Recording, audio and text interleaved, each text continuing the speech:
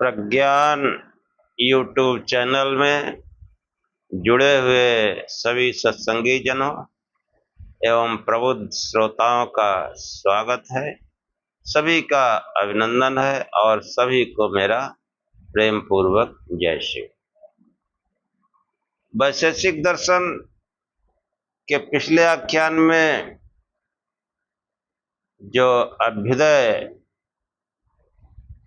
के संबंध में चर्चा की गई और उस अभ्युदय के साथ साथ कैसे निःश्रेयस की प्राप्ति होती है, इस पर भी प्रकाश डाला गया कि दृष्टानाम दृष्ट प्रयोजनानाम दृष्टा भावे प्रयोगो अभ्युदय, कि जो देखे हुए पदार्थ हैं, जो दृश्य पदार्थ हैं, उनके प्रयोजन यानी पदार्थ और उनके धर्म, वो जो है उस पर प्रयोगात्मक रीत से यानी परीक्षण करके परिणाम प्राप्त किए जाते हैं। दृष्ट मतलब जो भौतिक पदार्थ, उन पर परीक्षण किया जाता है और उससे परिणाम प्राप्त होते हैं। वह अभ्युदय के लिए होते हैं, यानी कल्याण के लिए होते हैं, अपने कल्याण के लिए और अपने समाज और राष्ट्र कल्याण के लिए। कि वो जो दृष्ट पदार्थ है, जैसे पृथ्वी है, तो उसका प्रयोग करना सीखा मनुष्य ने, स्वर वनस्पतियां उगाना सीखा, घर बनाना सीखा, और इन सब से जो है ऐसे सभी पदार्थ हैं उन पर जो है प्रयोग करके और जन कल्याण के लिए जो है अनेक जो है साधन उपलब्ध हुए। और उन पदार्थों के जो मूल में जो है वो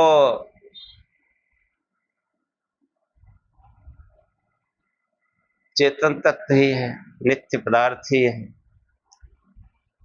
तो वास्तव में जो है वास्तविक अभ्युदय तो नित्य पदार्थ के ज्ञान से होगा और उसी के जो है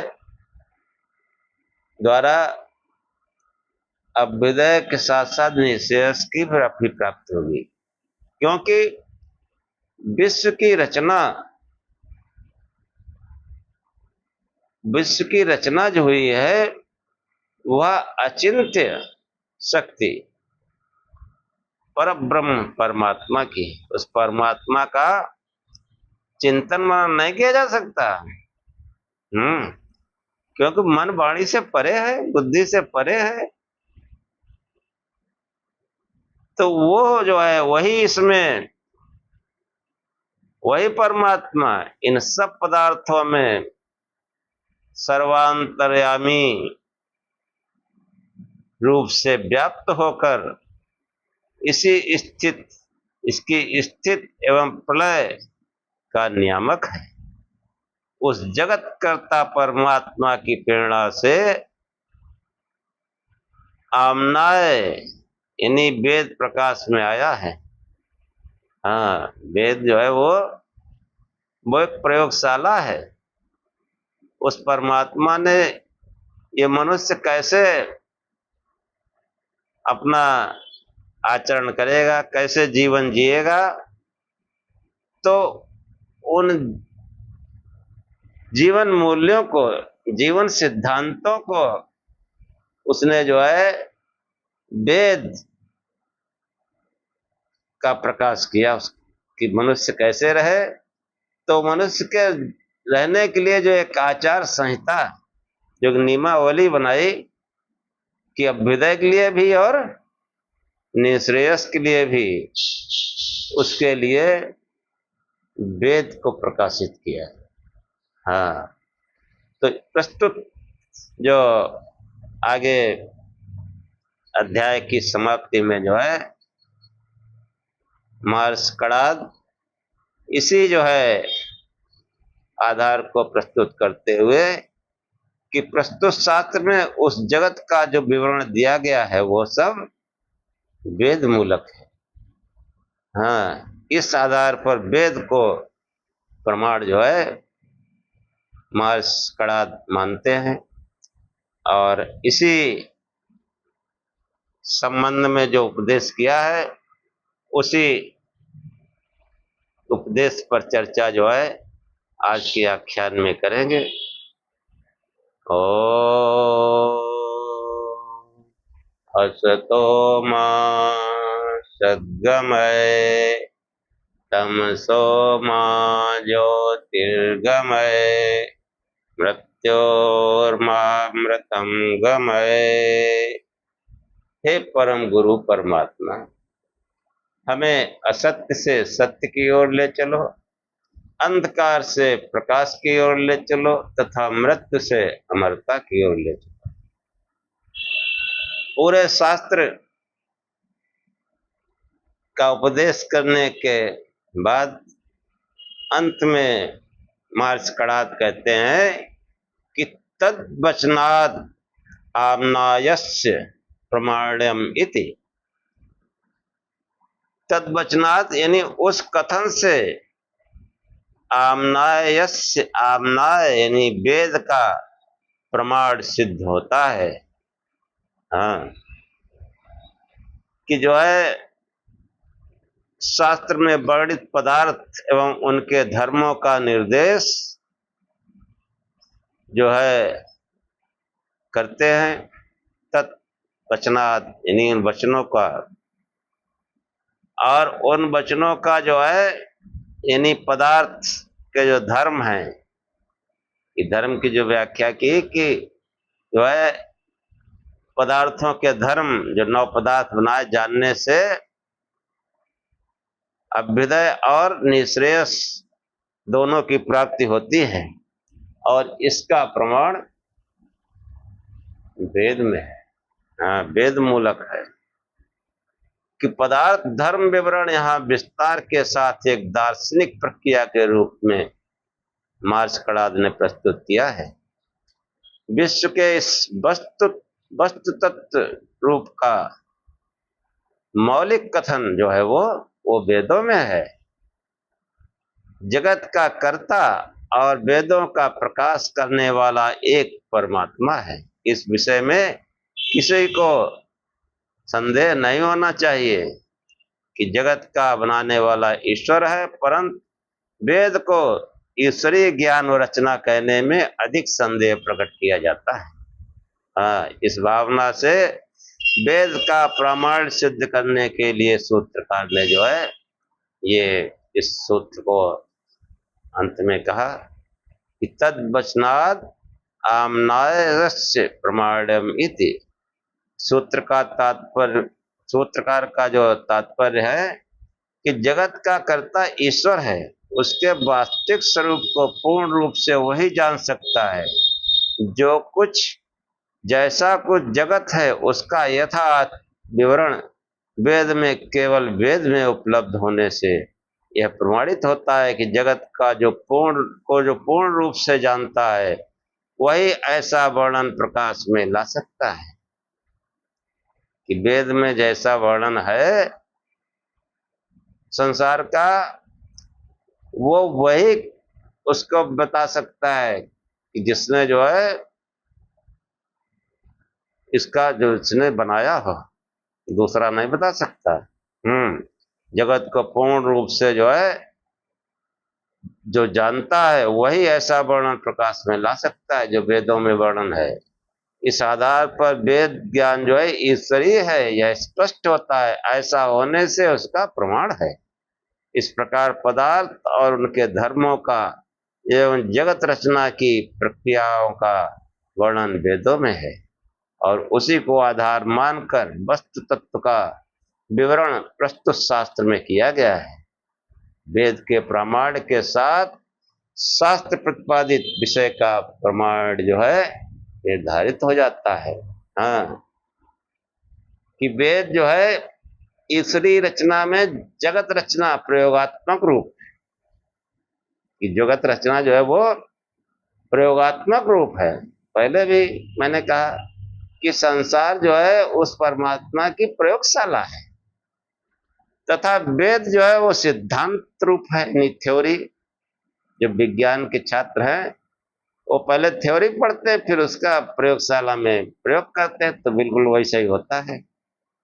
ऐसे ही जो वेद है उनका जो ज्ञान है वो संसार में वैसे उतरता है जैसा कि उसमें दिया गया है। जैसे कि कोई एक शिल्पी किसी विशेष यंत्र का निर्माण करता है और उसके विषय में वर्णनात्मक रूप से ग्रंथ की रचना कर देता है कि ऐसे बनेगा। दोनों में पूर्ण साम्य होने पर यह प्रमाणित होता है कि दोनों रचना एक व्यक्ति की है। ऐसे ही जगत रचना की स्थिति का वेदगत विवरण इस तथ्य को स्पष्ट करते हैं कि दोनों का रचयिता एक है और वह सर्वशक्तिमान सर्वांतर्यामी सर्वज्ञ परमात्मा है। इसी तथ्य को जो है महर्षि बादरायण मुनि वेदव्यास ने जो है वेदांत दर्शन के आरंभिक सूत्र में भी किया गया है, कि जो है अथा तो धर्म जिज्ञासा चोदना लक्षण अर्थो धर्म, यानी वेद जिस लक्षण का प्रयोग करते हैं वैसा जो है वह धर्म है। अब वैदिक धर्म जो है, वैदिक धर्म में वो जगत रचना कैसे हुई? देखो, वैदिक धर्म और जो प्रचलित हम लोग जो सुनते आते हैं उसमें कैसा अंतर है कि जगत रचना में जो मूल सिद्धांत काम करते हैं, तो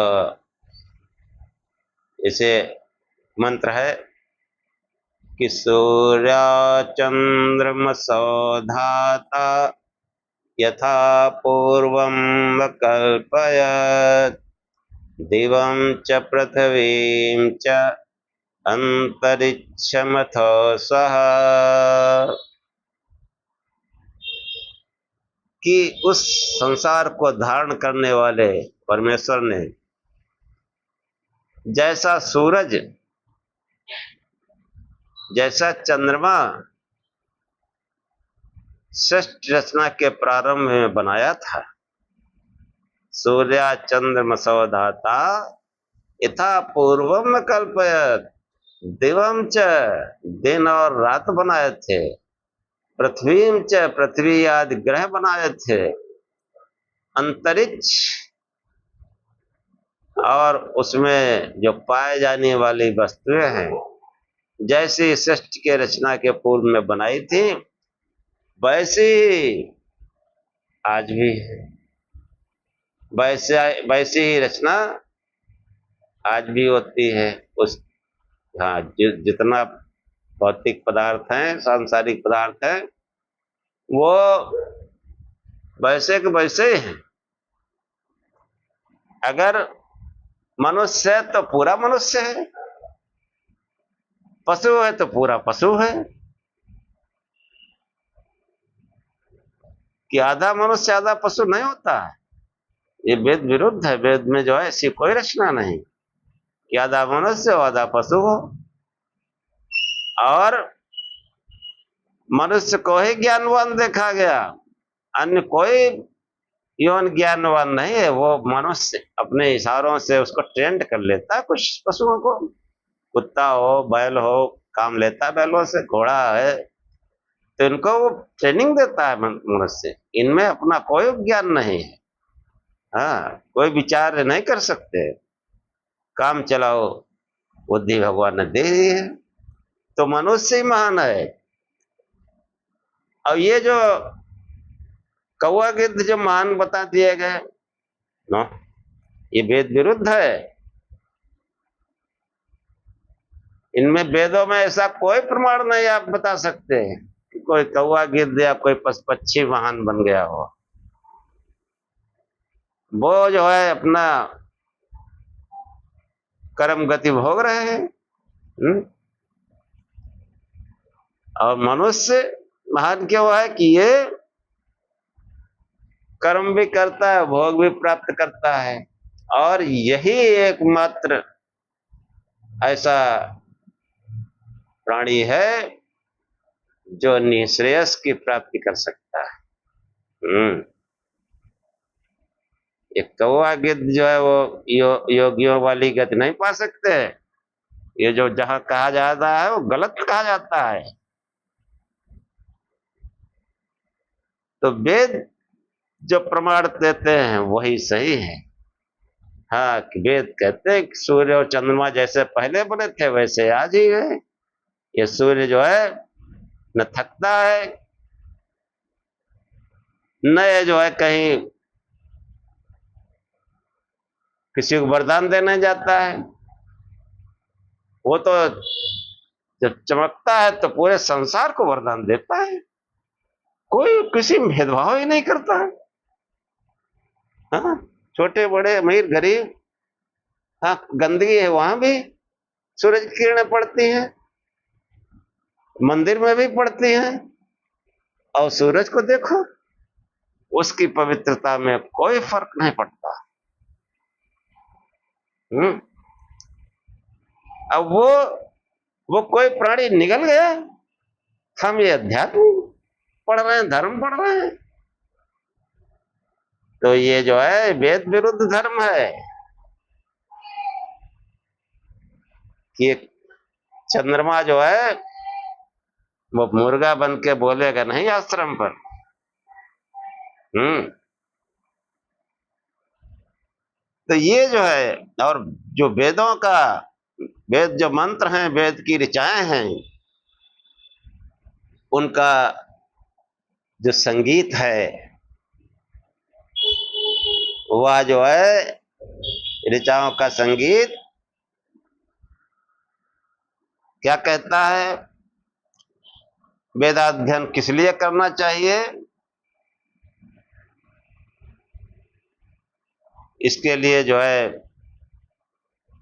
ऋग्वेद का एक मंत्र है कि वेदों की ऋचाएं क्या कहती हैं और उनका क्या प्रयोजन है, उनके अध्ययन का क्या मतलब है।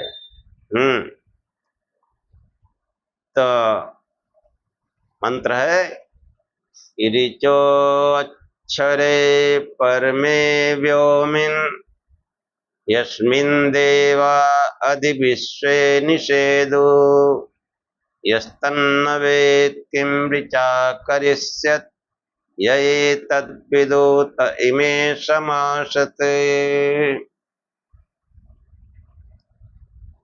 कि जो है ऋचो अक्षरे परमे व्योमिन, ऋचाएं यानी वेदों की ऋचाएं, वेद मंत्र, वो परम व्योम में स्थित उस अक्षर ब्रह्म का प्रतिपादन करती है। ऋचो अक्षरे परमे व्योमिन यस्मिन देवा अधि विश्व निषेधो, जिसमें समस्त देव दिव्य शक्तियां जिसमें विद्यमान है, जिसमें स्थित हैं, उस अक्षर ब्रह्म में, अक्षर मतलब अविनाशी ब्रह्म में, और जो जन्म लेने वाला ब्रह्म होगा वो तो मर जाएगा, फिर वो अविनाशी कैसे होगा। जिसका जन्म नहीं, जिसकी मृत्यु नहीं, जिसका जवानी नहीं, बचपना बुढ़ापा नहीं, वह अक्षर ब्रह्म है। कि ऋचोक्षरे परमे व्योमिन यस्मिन देवा अद विश्व निषेधु। परमे व्योमिन मतलब इस हृदय आकाश में, जितना बड़ा आकाश बाहर है उतना ही बड़ा इस मनुष्य के अंदर है, इस बुद्धि में भी उतना ही बड़ा। और उसमें वो अक्षर ब्रह्म अपने समस्त दिव्यताओं के साथ स्थित है, सभी शक्तियों के साथ स्थित है। ऋचो अक्षरे परमे व्योमिन यस्मिन देवा अधिविश्व निषेधु यस्तन्न वेद। जो उस अक्षर ब्रह्म को नहीं जानता या उसको जानने की इच्छा नहीं रखता, किम ऋचा करिष्यति, उन ऋचाओं से वेद मंत्रों से क्या करेगा। जो मनुष्य उस वेद का, उन ऋचाओं का ज्ञान का अन्य किसी प्रयोजन से ज्ञान करना चाहते हैं, वो व्यर्थ है। ऐसे लोगों का वेद पढ़ना, वेद ज्ञान व्यर्थ है, और ऐसे लोगों का वेद पढ़ना पाप है। अगर आप जो है उस वेद के रचयिता, वेद ज्ञान का प्रकाश करने वाले उस अविनाशी ब्रह्म को नहीं जानना चाहते हैं, तो वेदों का पढ़ना व्यर्थ है।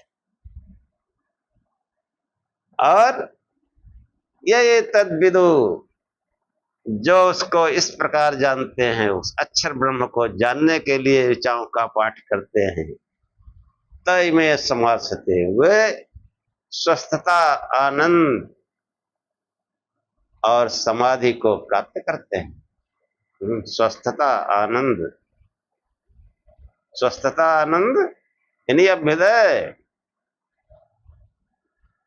उस, क्योंकि समस्त दिव्य शक्तियां जिनसे सांसारिक, दैहिक और भौतिक और दैविक सभी ऐश्वर्य जो प्राप्त होते हैं, वो सभी शक्तियां उस अक्षर ब्रह्म में निहित हैं। उस अक्षर ब्रह्म की उपासना करने से समस्त सुख, समस्त ऐश्वर्य, समस्त अभ्युदय की प्राप्ति होती है। इसलिए वेदों का अध्ययन उस अक्षर ब्रह्म को जानने के लिए ही करना चाहिए। और वेदों को पढ़ने और उनको समझने के लिए हाँ, कोई अन्य निमित्त नहीं है कि हम वेद मंत्र के द्वारा किसी को सम्मोहित कर देंगे, किसी को निरुत्तर कर देंगे, अपना प्रभाव छोड़ देंगे। नो, ऐसा जो है चाहने वाले लोग वेद को समझ ही नहीं सकते, नेवर, कभी नहीं समझ सकते। जिनके विचार में है कि मैं उस अक्षर ब्रह्म को जानूंगा, वही वेद को समझ सकते। अक्षर ब्रह्म, अविनाशी ब्रह्म, जन्म मृत्यु वाला ब्रह्म नहीं, जिनका हम जन्म मनाते हैं वो कोई ब्रह्म नहीं। जो शरीरधारी हैं, जिनके माता पिता हैं, वो कोई ब्रह्म नहीं है। जिनका कोई माता पिता नहीं, जिनका कोई जन्म मृत्यु नहीं, वह ब्रह्म है। वह ब्रह्म है।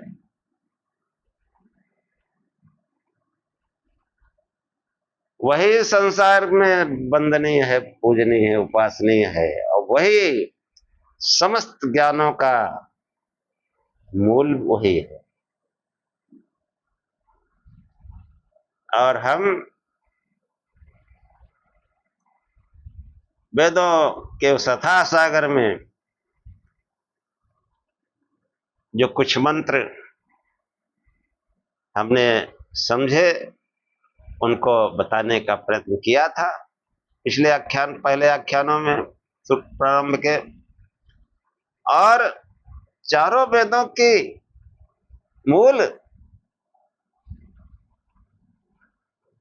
हमारे ऋषियों ने हमको गायत्री मंत्र दिया। उसका भी अर्थ और अनर्थ करते लोग, अर्थ ही नहीं जानते। कोई मनन चिंतन नहीं, कोई विचार नहीं।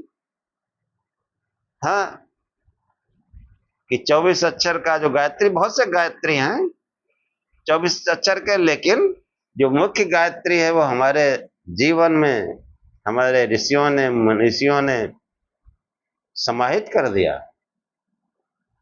कोई बिरला ही है जो उसको समझता है। मैंने बहुत प्रयत्न किया, 2-3 आख्यान प्रारंभ में बनाए गायत्री पर ही, और फिर चूंकि वेद प्रमाण हैं और वेद जो है उस परमात्मा को जानने के लिए, उस अक्षर ब्रह्म को जानने के लिए संकेत करते हैं। उसको नहीं जानना है तो बेकार है, और उसको जानने से ही अभ्युदय भी होगा और निश्रेयस भी होगा। उसको उसके अलावा कुछ जानना ही नहीं है। क्योंकि जैसे कोई बहुत बड़ा बाग हो, हजारों पेड़ हो, अब उसमें तरह तरह के पेड़ हैं, हम घुसते हैं, भूल जाते हैं कहाँ क्या है क्या नहीं। बहुत से पेड़ों को हम जानते भी नहीं, लेकिन अगर उसके बाग के मालिक को हम पकड़ लें तो बता देगा इतने पेड़ आम के हैं, इतने जामुन के हैं, इतने नीम के हैं, इतने पीपल हैं, इतने बरगद हैं, इतने कटहल हैं, यानी जितने हैं सब बता देगा। ऐसे इस जगत रचना जो है वो परमात्मा ने की है। जब उसकी तरफ चलेंगे तो इस जगत रचना के समस्त भेद खुलते जाएंगे, और उन भेदों को जानकर जो है उससे अभ्युदय होता है। तो सांसारिक ऐश्वर्य के लिए भी हमको उस जगत रचना कार उस परमात्मा के ही शरण में जाना चाहिए, किसी आत्मज्ञानी के ही शरण में जाना चाहिए। वेद में जो है जो गायत्री की बात कर रहे थे, तो गायत्री यही कहता है कि तत्सवितुर्वरेण्यं भर्गो देवस्य धीमहि धियो यो नः प्रचोदयात्।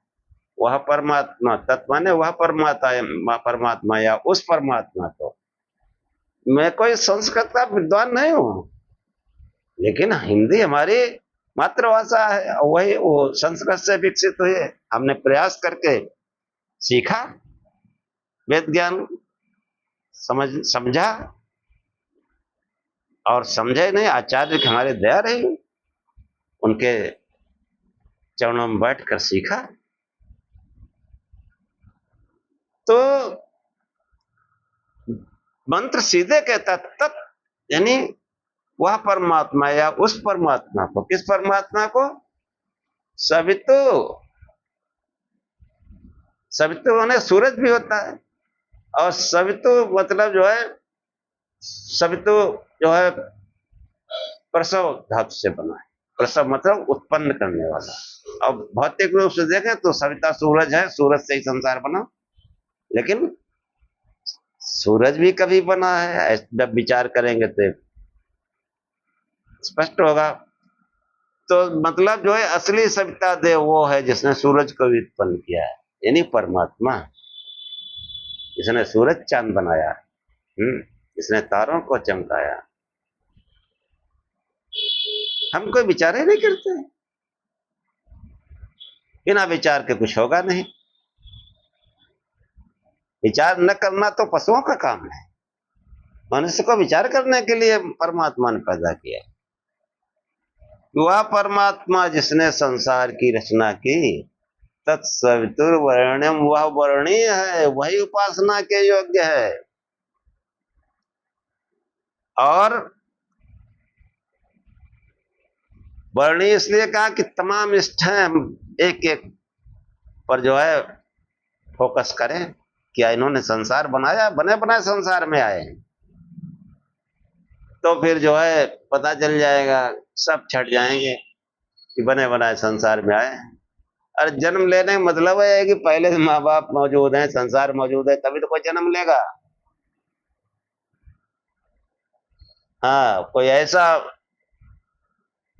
ईश्वर हो जिसका कोई जन्म ना हो, जिसके कोई माँ बाप ना हो, हाँ वो हो सकता है। और वो वेदानुकूल होना चाहिए। हाँ, चाहे जो को मनगढ़ंत कर लो। तो वह परमात्मा जिसने संसार की रचना की वह वर्णीय है, उपासना योग्य है, अन्य कोई उपासना योग्य नहीं है। और जब वर्णीय है तो हम उसका फिर भजन करते हैं, नाम जप, उसका बखान। उसका बखान कैसे करेंगे? वेद वाणी को समझें, वैदिक साहित्य को समझें, उसका बखान है ये, उसका भजन है। वेदों का मनन चिंतन ये उस ईश्वर का भजन है।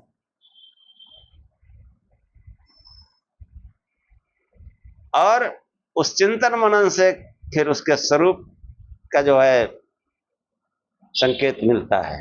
कैसा कि भर्गो देवस्य धीमहि, उस देव के, उस परमात्म देव के भर्गो यानी विशुद्ध तेज का हम ध्यान करते हैं। विशुद्ध तेज का हम ध्यान करते हैं। और इससे क्या होगा? पहले तो हम जो हमारे तमाम अनेक इष्ट हैं उनमें ये फार्मूला लगाएं कि तत्सवितु, कि वह कौन सा परमात्मा जिसने संसार की रचना की, इसको हम वर्ण करें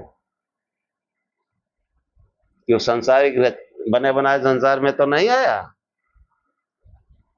बने बनाए में आया तो इसका मतलब हम गायत्री के विरुद्ध में जा रहे हैं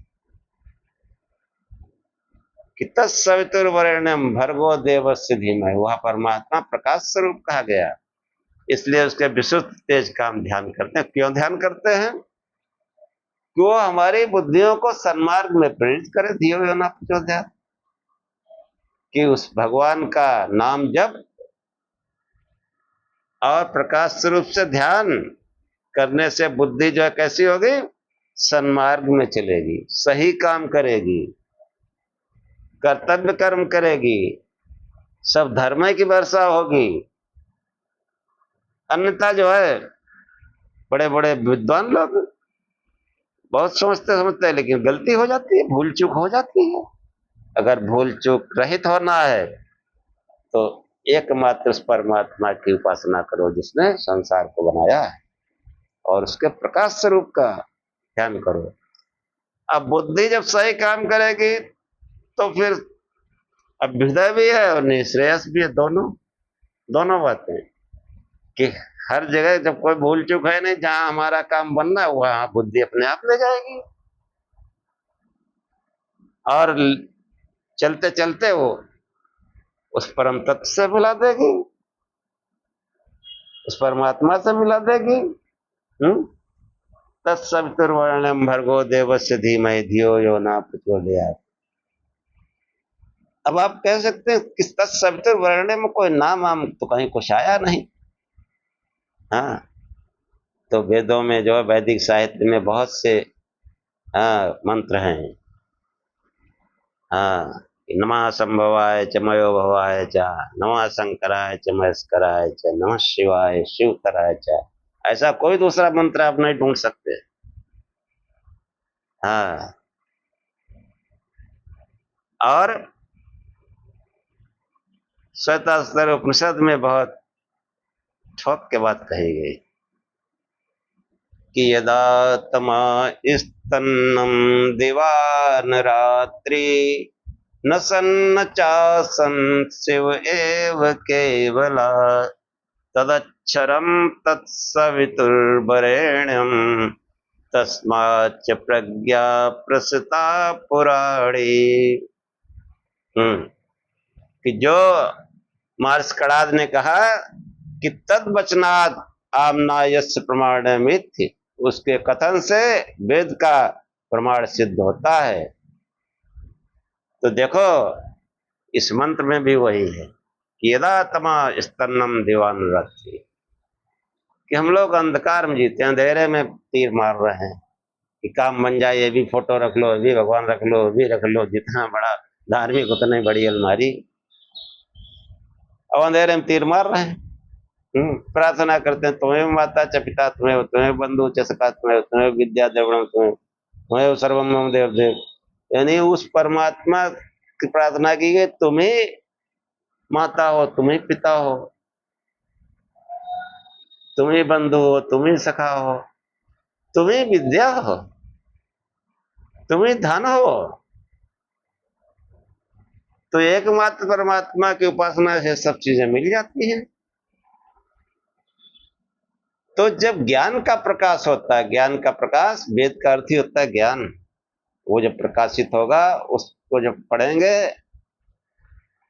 तो जो है, जब ज्ञान का प्रकाश होता है और वास्तविक ज्ञान जो है ईश्वर की खोज करना अपने अंदर, तब वास्तविक ज्ञान होता है। कि जो ज्ञान का प्रकाश है, नहीं वेद ज्ञान, ब्रह्म ज्ञान, भर्गो देवस्य धीमहि, हाँ वो ज्ञान। तो जब ज्ञान का प्रकाश होता है, उस प्रकाश की तुलना न दिन के प्रकाश से की जा सकती, न रात्रि के प्रकाश से की जा सकती। यदा तमा स्तन्नम दिवान रात्रि न सन्न चासन, वह न तो सत है न असत है। सत और असत दोनों से परे है। वो क्या है? न सत न चासन शिव एव केवला, वो केवल शिव है, केवल। तदक्षरम, वो अक्षर ब्रह्म है। जो मंत्र आया था, ऋचो अक्षर है परमे ब्रह्म, जिस अक्षर ब्रह्म का जो है विचार प्रतिपादन करते हैं, वो कहा गया तदक्षरम, वो अक्षर है। हाँ, भगवान शिव, उनका कोई जन्म मृत्यु नहीं, कोई बचपना बुढ़ापा नहीं, वैसे ही रहते हैं, अक्षर हैं, अविनाशी हैं। अवैध स्त्री स्वरूप का वर्णन करते, दूसरा किसी कुछ नहीं। पुराणकारों ने वो शादी ब्याह करा दिया, हाँ, अजीबो गरीब ढंग से। तो तदक्षरम तत्सवितुर्वरेण्यम, देखो सवितुर्वरेण्यम, कि वही संसार को उत्पन्न करने वाले हैं और वही वर्णीय हैं, एकमात्र वही उपासनीय है। कि तदक्षरम तत्सवितुर्वरेण्यम तस्माच्च प्रज्ञा प्रस्ता पुराणी, उसी से प्राचीनतम वेदों का ज्ञान प्रस्ता निकला है। वेदों के रचयिता, इस जगत के रचयिता, इस जगत के पालनहार, संहारक, रचना पालन संहार, सब कुछ वह केवल शिव से होती है। यदा तमा स्तन्नम दिवान रात्रि न सन्न चासन शिव एव केवला तदक्षरम तत्सवितुर्वरेण्यम तस्माच्च प्रज्ञा प्रस्ता पुराणी, ये श्वेतास्तर शब्द दिया गया। और आगे जो है श्वेतास्तर ऋषि बहुत ठोक कर कहते हैं कि एको ही रुद्रो नदति आयतस्थुर, वह रुद्र परमेश्वर भगवान भोलेनाथ एक ही है। नदति आयतस्थुर, जो कहते हैं दूसरा भी है ब्रह्म, वो टिक नहीं सकते हैं। एको ही रुद्रो नदति आयतस्थुर ईमान लोकान ईशत, ईश ने भी, वो इस संसार में जो है अपनी शक्तियों से वही संसार का स्वामी है।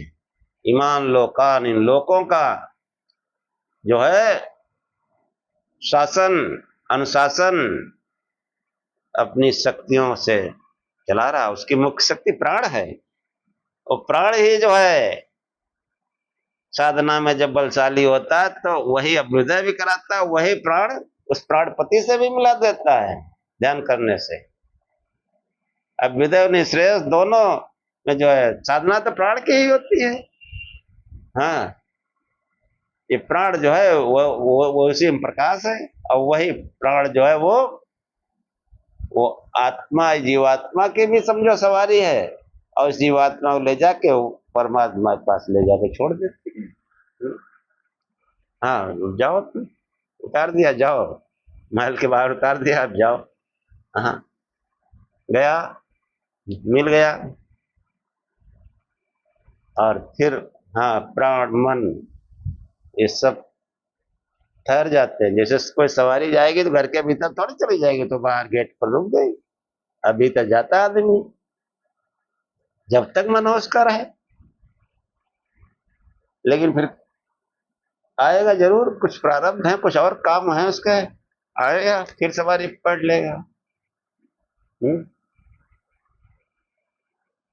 तो फिर वो प्राण पर समाधि में जो है वो उस परम तत्व से मेल हो जाता है, लेकिन पुनः फिर वो उसको और काम है, फिर आता है, फिर वो प्राण, मन, वाणी, प्राण सब शक्तियां समाधि में ठहर जाती हैं ब्रह्मलोक में, और आत्मा उस परमात्मा से अपना संपर्क स्थापित कर लेता है। और दुनिया खजार भर के रखी है अलमारी में, फिर कैसे उस परमात्मा की आप बात ही नहीं कर सकते, समझ ही नहीं सकते। ये जो हमारे आख्यान हैं, इनका एक उद्देश्य है कि आपकी जो है उपासना की दिशा सही हो जाए, आप सनातन के मूल अवधारणा को समझें, कैसे पूजा उपासना की जाती है इस बात को समझें। वो वरेण्य, वो वर, तत्सवितुर्वरेण्यम, वो वर एक ही है। वर मतलब, वर का मतलब पति, स्वामी, दूल्हा, राजा। अरे कितने दूल्हे करोगे भाई, हैं? क्या इज्जत रह जाएगी।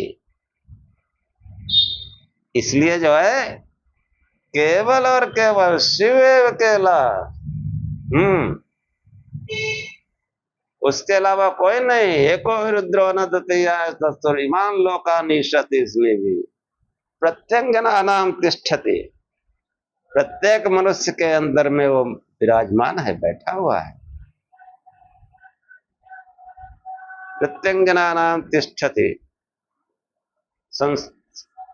संसज्य विश्वा भुवनानि लोका, एको हि रुद्रो न द्वितीयाय तस्थुर इमान लोकानिशति स्नेहि प्रत्यंगनानाम तिष्ठत संचकोचांत काले संसज्य विश्वा भुवनानि लोका। वाह, रुद्र परमेश्वर वही शरीर अंत में सृष्टि का संकोच कर देता है, नहीं प्रलय कर देता है, संहार कर देता है, संकोचांत काले। तो वो कितना सुंदर संकोच, ये सृष्टि अव्यक्त हो जाती है, नष्ट थोड़ी होती है, तो संकोच कर देता है और फिर संसर्ज पुनः इसकी रचना करता है वही परमेश्वर। कि संकोचांत काले संसर्ज विश्व, इस विश्व को फिर वो सृजन करता है, और गोपा इसका रक्षक भी वही है, वही रुद्र परमेश्वर ही जो है वो रचना, पालन, संहार तीनों क्रियाएं रुद्र परमेश्वर से होती है। स्थूल रूप में सविता देख लो, उसी से रचना, पालन, संहार होता है। तो हम जो है वो केवल शिव, उस केवल शिव नाम का जाप करें, साकार रूप में केवल और केवल भगवान शंकर की फोटो लगाए, यही वेदानुकूल उपासना है। इसके अलावा जो भी है वो वेद विरुद्ध है, वेद से इतर है, वो सनातन नहीं है। ये जो है मार्क्सवादी कहना चाहते हैं, तद्वचनात् आमना यस्य प्रमाणमित, वेद में इसका प्रमाण है कि वो समस्त सृष्टि का बनाने वाला है, तो उसके शरण जाने पे सब माल तुम्हारे है। पूरी जो विश्व ब्रह्मांड की जो बाजार लगी है भगवान की, वो सब तुम्हारी है। जो ध्यावै सुख पावै, दुख बिन से मन का, सुख संपत्ति घर आवै, कष्ट मिटे तन का। और क्या चाहिए कि सुख संपत्ति आ रही है, यानी अभ्युदय जो ध्यान करता है, प्रकाश स्वरूप से ध्यान जो करता है, उसके मन के सभी दुख मिट जाते हैं, शरीर के समस्त कष्ट मिट जाते हैं, और सुख संपत्ति सब आती। हाँ, ये तो अभ्युदय निश्रेय सिद्धि सधर्म, हमारा अभ्युदय तो कुछ होता है, निश्रेय कोई संभाले दे। अभ्युदय में भी उल्टा सीधा है। क्योंकि बुद्धि जो है सन्मार्ग में चली ही नहीं, जैसे तैसे कमा के रखा है, फिर वो दुखदाई होती है। और सही तरीके से कमाए हुए क्या आनंद है, क्या सुख है, उसका तो कोई जवाब ही नहीं है। और ये सब कैसे होगा? उस परमात्मा के भजन ध्यान से। अभ्युदय और निःश्रेयस दोनों वेद में साफ मना किया गया है कि मां चिदन्यत विशंसत सखायो मारिषण्यत इंद्रमित स्तोता वृषणम सचा सुचे मोरुक्था च संसद। अय मित्रो, मां चिदन्यत विशंसत सखायो, क्या मित्रो, किसी अन्य की उपासना मत करो। मां चिदन्यत विशंसत सखायो मां ऋषण्यत, किसी अन्य की उपासना करके अपने को नष्ट मत करो। उस शिव के अलावा कोई उपासना करना अपने जीवन को नष्ट करना, बर्बाद करना है। मां चिदन्यत विशंसत सखायो मां ऋषण्यत, मां ऋषण्यत, अपने जीवन को नष्ट मत करो। इंद्रमित स्तोता वृषम, वो परम ऐश्वर्यवान इंद्र, इंद्र का मतलब वो परमात्मा परम ऐश्वर्यवान है, इसलिए उसका नाम इंद्र है। जैसे हम इंद्र सोचते हैं वैसा नहीं। वहां ढोल तमाशा अप्सरा नाच रहे, वो कुछ नहीं। लेकिन उस इंद्र की उपासना करने से समस्त ऐश्वर्य, परम ऐश्वर्यवान है, उससे ऐश्वर्य प्राप्त होते हैं, हृदय होता है। इंद्रमित स्तोता, इंद्रमित, वह परम ऐश्वर्यवान परमेश्वर ही, इत माने ही, स्तोता स्तुति योग्य है। वृषणम, वह हम पर समस्त सुखों की वर्षा करता है।